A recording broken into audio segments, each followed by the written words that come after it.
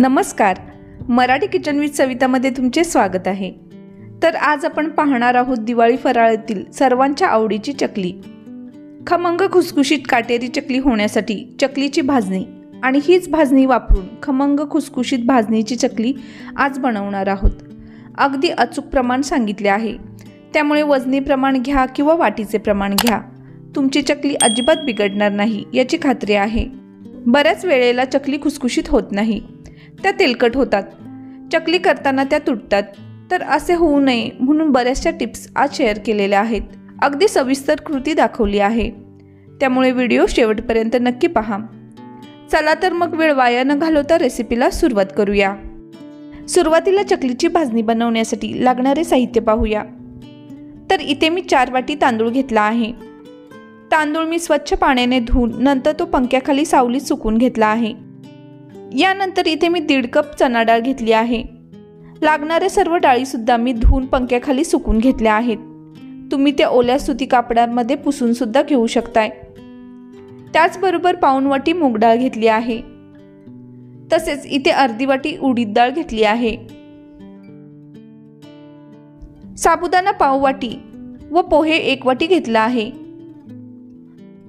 त्याचबरोबर पाव वाटी धणे घेतले आहेत। तसेच पाव वाटीपेक्षा थोडे कमी मी जिरे घेतले आहे। तर घेतलेलं सगळं साहित्य मी या घरातील वाटीने मोजून घेतलं आहे। तुम्ही कोणत्याही एका वाटीचे माप घेऊन त्याच वाटीने सर्व साहित्य मोजून घ्या।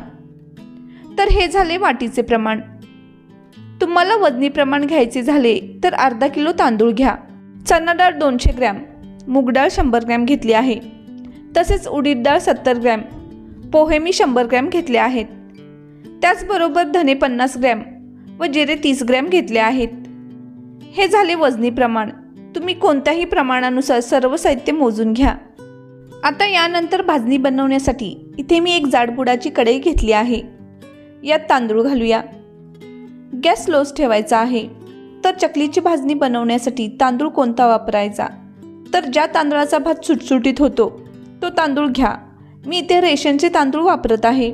भाजणीचे सर्व साहित्य, मग ते तांदूळ असो किंवा डाळी, त्या कमीत कमी भाजायच्या आहेत। तांदूळ भाजताना याचा फार रंग बदलायचा नाही किंवा खरपूस याला भाजायचं नाही, नाहीतर चकली तेलात विरघळण्याची शक्यता असते। त्यामुळे भाजणीचे साहित्य कमीत कमी भाजायचे आहे। 6 ते 7 मिनिटात तांदूळ हलकासा भाजून झाला आहे। तो आता एका ताटावरती काढून घेत आहे। तो पसरून पंख्याखाली थंड होण्यासाठी ठेवायचा आहे।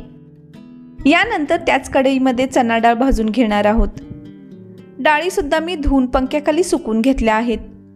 तुम्ही त्या सुती कापडाने देखील पुसून घेऊ शकताय, म्हणजे त्याला असणारी पावडर निघून जाईल। बाकीच्या डाळीच्या तुलनेत चणा डाळीला भाजायला थोडा जास्त वेळ लागतो। जर ती व्यवस्थित भाजली नाही तर चकली बिघडण्याची शक्यता असते।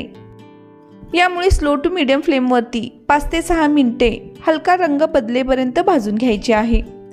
तर हे पहा, डाळ छान अशी भाजून झाली आहे। ती सुद्धा त्या ताटावरती काढून घेत आहे। यानंतर कढईमध्ये मुगाची डाळ आणि उडदाची डाळ एकत्र भाजून घेणार आहोत, कारण दोन्ही डाळी आकाराने सारख्याच असल्यामुळे डाळी भाजण्यासाठी सारखाच वेळ लागतो। तर या डाळी सुद्धा स्लो टू मीडियम फ्लेमवरती 4 ते 5 मिनिटे सतत हलवून घ्यायच्या आहेत। डाळींचा रंग हलका बदलेपर्यंत भाजून घ्या। डाळीचा रंग फार बदलायचा नाही, त्या खरपूस अशा भाजायच्या नाहीत। तर अगदी 4 ते 5 मिनिटात छान भाजून होतात। तर हे पहा, दोन्ही डाळी छान अशा भाजून झाल्या आहेत। त्या सुद्धा त्या ताटावरती काढून घेऊया। आता पुन्हा कढईमध्ये साबुदाणा घालूया। साबुदाणा छान फुलेपर्यंत भाजायचा आहे। फक्त 2 ते 3 मिनिटे भाजायचा आहे। साबुदाण्यामुळे चकली छान कुरकुरीत होते, पिठालाही चांगला चिकटपणा येतो। तर हे पहा, लगेचच साबुदाणा असा फुलायला लागला आहे। असा भाजला की तो सुद्धा काढून घेऊया। साबुदाणा भाजून घेतल्यानंतर कढईमध्ये पोहे घालूया। ते सुद्धा भाजून घ्यायचे आहेत। थोडे कुरकुरीत होईपर्यंत पोहे भाजायचे। पोहे भाजायला हलके असतात, त्यामुळे 1 ते 2 मिनिटात भाजून होतात। असे छान कुरकुरीत भाजून झाले की ते सुद्धा काढून घेऊया। सर्व साहित्य मी स्लो टू मीडियम गॅसवरती भाजले आहे। आता यानंतर धने भाजून घेऊया। धने भाजायला फार वेळ लागत नाही, 1 मिनिटभरातच धने भाजतात. धन्यांचा हलकासा सुगंध आला की लगेच धने काढून घ्यायचे आहेत. आता यानंतर जिरे सुद्धा भाजून घेऊया. अगदी अर्धा मिनिट हे भाजायचे आहेत. जिऱ्याचा सुद्धा हलकासा सुगंध यायला लागला की ते सुद्धा काढून घ्या. तर आपली भाजणी छान अशी भाजून झाली आहे. सगळ्या मेजरमेंटनुसार ही आपली 1 किलोची भाजणी तयार आहे. आता ही भाजणी थंड झाल्यावरती मिक्स करून घ्यायची. तसेच सर्व भाजणीचे साहित्य व्यवस्थित थंड झाल्यावरती गिरणीतून दळून आणायचं आहे. मी तुम्हाला परत एकदा साहित्याचे प्रमाण सांगत आहे. 4 वाटी तांदूळ, वजनी म्हणाल तर अर्धा किलो तांदूळ आहे. 1.5 वाटी चणा डाळ, वजनी म्हणाल तर 200 ग्रॅम डाळ आहे. पाऊण वाटी मूग डाळ, वजनी म्हणाल तर 100 ग्रॅम डाळ घेतली आहे. अर्धा कप उडीद डाळ, वजनी म्हणाल तर 70 ग्रॅम डाळ आहे. पोहे 1 वाटी, वजनी म्हणाल तर 100 ग्रॅम पोहे घेतले आहेत. पाव कप साबुदाणा, वजनी म्हणाल तर 50 ग्रॅम साबुदाणा आहे. त्याचबरोबर पाव कप धने, वजनी म्हणाल तर 50 ग्रॅम धने आहेत. त्याचबरोबर इथे मी 4 चमचे जिरे घेतले आहे, वजनी म्हणाल तर 20 ग्रॅम जिरे आहे. ही भाजणी अंदाजे 1 किलोच्या आसपास भरते. तर हे पहा, गिरणीतून मी ही भाजणी दळून आणली आहे. पीठ चांगलं गव्हाच्या पिठाप्रमाणे बारीक दळायचं आहे. त्याचबरोबर भाजणी नेहमी डाळीच्या दळणावरतीच दळून आणायची आहे. तसेच हे तयार भाजणीचे पीठ तुम्ही 2 महिने देखील स्टोर करू शकताय. आता यानंतर चकली बनवायला घेऊया. त्यासाठी एक पॅन घेतला आहे. तर मी आज तयार पिठातील 2 वाट्या भाजणीचे पीठ घेणार आहे. त्यानुसार त्याची उकड काढणार आहे. त्यामुळे इथे मी 2 वाट्या पाणी घालत आहे आणि त्याच वाटीने मी पीठ मोजणार आहे. हे अगदी परफेक्ट प्रमाण आहे. तुम्ही घरातील कोणत्याही वाटीने हे पीठ मोजून घ्या. 1 वाटी पिठासाठी 1 वाटी पाणी हे प्रमाण घ्या. आता यात पाव चमचा हळद घालूया. 4 चमचे लाल तिखट, अर्धा चमचा हिंग घालूया. तसेच यात चवीनुसार मीठ सुद्धा घालायचं आहे. इथे मी पाव चमचा ओवा, 3 चमचे पांढरे तीळ घालत आहे. यानंतर यात 2 चमचे तेल घालूया. पोहे खायच्या चमच्याने 2च चमचे तेल घालायचे आहे. याच्यापेक्षा जास्त तेल घालू नका, नाहीतर चकली तेलात घातल्यावर विरघळू शकते. तेलकट किंवा तळल्यानंतर मऊ पडू शकते. त्यामुळे जास्त तेल घालू नका. तर हे पहा, पाण्याला चांगली उकळी आली आहे. आता यानंतर गॅस स्लो करायचा. आता यात मोजून 2 वाट्या भाजणी घालूया. हे पीठ मी वाट्या भरताना हलक्या हाताने दाबून प्रेस करून भरला आहे. आता कमी गॅसवरती हे पीठ पाण्यामध्ये मिक्स करून घ्यायचे.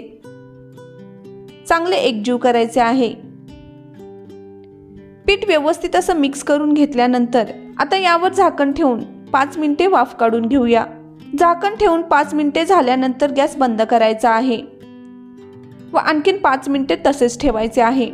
तर हे पहा, गॅस बंद करून 5 मिनिटे झाली आहेत. उकड चांगली वाफल्यानंतर ती एका परातीमध्ये काढून घेऊया, म्हणजे व्यवस्थित मळता येईल. ही उकड खूप गरम आहे, हाताला चटका लागू शकतो. त्यामुळे एखादे ग्लास किंवा पेला घेऊन असं एकजीव करून घ्यायचं आहे. उकड गरम असतानाच ही प्रोसेस करायची आहे, म्हणजे जरी पिठात काही गुठळ्या असतील तर त्या सहज मोडता येतील. तर हे पहा, ग्लासने मी अशा पद्धतीने पीठ मळून घेतले आहे. पीठ हलकेसे थंड झाले आहे. आता हे हाताने मळून घेऊया. हाताला सोसेल इतके थंड झाल्यावर पटकन ते मळून घ्यायचे आहे, म्हणजे अगदी व्यवस्थित मळले जाते. पीठ जेवढे चांगले मळाल तेवढी चकली चांगली बनते. मी हे मळण्यासाठी जरा सुद्धा एक्स्ट्राचे पाणी वापरलेले नाही. 2 वाटी उकडीसाठी जे 2 वाटी पाणी वापरले आहे त्याच प्रमाणात पीठ चांगले मळून झाले आहे. हे पीठ चांगले मळून घेतले आहे. तुम्ही पाहू शकताय, हे इतके घट्ट ठेवले आहे. आता यापासून चकली करताना पिठातील जेवढे पीठ साच्यामध्ये भरण्यासाठी लागणार आहे तेवढा पिठाचा गोळा घेऊया. पुन्हा पिठाचा गोळा चांगला मळून घेऊया, म्हणजे चकली खूप छान बनते. तर हे पहा, या पद्धतीने तो मळून असा रोल बनवा, म्हणजे साच्यात भरता येईल. आता साच्यात पीठ व्यवस्थित दाबून भरून घ्या. आता झाकण लावून लगेचच चकली बनवायला घ्यायची आहे। मी इथे अशा स्टीलच्या प्लेट घेतल्या आहेत। तुम्ही बटर पेपर किंवा प्लास्टिकच्या पेपरवरती सुद्धा चकली बनवू शकताय। अशा प्लेटवर चकल्या पाडल्यामुळे तळताना त्या उचलणे सोपे पडते, त्यामुळे मी प्लेट घेत आहे। आता चकली पाडताना चकल्यांचा सुरुवातीचा वेढा थोडा गोलाकार करून घ्या, म्हणजे चकली छान दिसते। तर हे पहा, मस्त काटेरी चकली तयार होत आहे। पीठ मध्ये कुठेही तुटत नाही। अगदी सहज गोल गरगरीत चकली पाडता येत आहे। चकली पाडल्यानंतर सुरुवातीचा वेढा व शेवटचा वेढा थोडा प्रेस करून घ्यायचा, म्हणजे चकली तेलात सुटणार नाही। जर चकली पाडताना तुम्हाला ती दाबून पाडावी लागत असली तर थोडे पीठ जास्त घट्ट असेल, अशा वेळी थोडा पाण्याचा हात लावून पीठ मळून घ्यायचे, म्हणजे चकल्या छान तयार होतात। जर पीठ चकली पाडताना तुटत असेल, चकलीला काटे सुद्धा पडत नसतील, जर पीठ थोडे सैल झाले असले तर अशा वेळी पिठात थोडं चकली भाजणीचं पीठ घालून ते मळून घ्यायचे, यामुळे छान चकल्या तयार होतात। आता या चकल्या तयार झाल्या आहेत। चकल्या बनवताना एकदम चकल्या न करता 4-5 चकल्या बनवून घ्या व लगेचच त्या तळून घ्यायच्या आहेत। एकदम जर चकल्या बनवल्या तर त्या हवा लागून त्या कडक होतात व व्यवस्थित तळल्या जात नाहीत। अशा प्रकारे मी चकल्या तयार करून घेतल्या आहेत। तुम्ही बघू शकताय, छान काटेरी चकल्या तयार झाल्या आहेत। आता या चकल्या तळून घेऊया। त्यासाठी कढईमध्ये तेल चांगले मध्यम गरम करून घेऊयात। एका वेळी कढईत मावतील तेवढ्या चकल्या घालायच्या आहेत। चकली तळताना गॅस नेहमी मध्यम आचेवरती ठेवायचा आहे। मोठ्या आचेवरती गॅस ठेवून चकली तळायची नाही। तसेच चकली पलटण्याची अजिबात गडबड करायची नाही। 1 मिनिटभर अजिबात चमचा सुद्धा लावायचा नाही। तुम्ही बघू शकताय, तेलाला छान बुडबुडे येत आहेत। चकली थोडी सेट झाल्यावरती ती पलटवून घेऊया। हे पहा, चकली तेलात घातल्यावर कुठेच विरघळलेली नाही। मस्त अशी चकली तळली जात आहे। गॅसची फ्लेम मीडियम ठेवूनच चांगली तळायची आहे, म्हणजे चकली आतपर्यंत तळली जाते। चकली तळताना बुडबुडे थोडे कमी झाले की गॅसची फ्लेम स्लो करायची व आणखीन 1 ते 2 मिनिटे ती तळून घ्यायची। तुम्ही पाहू शकता, चकली छान अशी तळली आहे। बुडबुडेही कमी झाले आहेत। आता चकली निथळून काढून घेऊयात। चकलीचा रंग देखील अगदी सुरेख आला आहे। अगदी या रंगावरती चकली तळायची आहे। यापेक्षा डार्क रंगावरती चकली तळायची नाही, कारण चकली तेलातून बाहेर काढल्यावर सुद्धा ती तळण्याची प्रोसेस चालू असते। अगदी याच पद्धतीने सर्व चकल्या तळून घेऊया। तर हे पहा, अशा प्रकारे मी सर्व चकल्या तळून घेत आहे। तर तुम्ही पाहू शकताय, 2 वाटी भाजणीपासून इथे मध्यम आकाराच्या 25 ते 30 चकल्या तयार झाल्या आहेत। चकल्या अगदी गोल गरगरीत काटेरी झाली आहे, अजिबात तेलकट झालेली नाही। चकलीचा रंग तर खूप छान आला आहे। चवीलाही तेवढ्याच खमंग आहेत। तुम्ही बघू शकता, चकली छान कुरकुरीत झाली आहे। भाजणी बनवण्यासाठी लागणारे साहित्याचे प्रमाण मी डिस्क्रिप्शनमध्ये देत आहे। तुम्ही वाटीचे प्रमाण घ्या किंवा वजनी प्रमाण घ्या, तुम्ही कोणतेही प्रमाण घेतले, चकली छान खमंग खुसखुशीत ही होणारच आहे। तर तयार आहे चकलीची भाजणी, आणि हीच भाजणी वापरून खमंग खुसखुशीत भाजणीची चकली। अगदी अचूक प्रमाण सांगितले आहे, त्यामुळे वजनी प्रमाण घ्या किंवा वाटीचे प्रमाण घ्या, चकल्या या अजिबात बिघडणार नाहीत, छान खुसखुशीत अशा होतील। तर आजची रेसिपी तुम्ही जरूर ट्राय करा। रेसिपी कशी वाटली ती कमेंटद्वारे नक्की कळवा। व्हिडिओ आवडल्यास लाईक शेअर करायला विसरू नका। चॅनेलला अजून सबस्क्राईब केले नसल्यास सबस्क्राईब करा व सोबतचे बेल आयकन ही प्रेस करा। मराठी किचन विथ सविताला इंस्टाग्राम व फेसबुकवर सुद्धा फॉलो करा। पुन्हा भेटूया अशाच एका नवीन रेसिपी सोबत। धन्यवाद।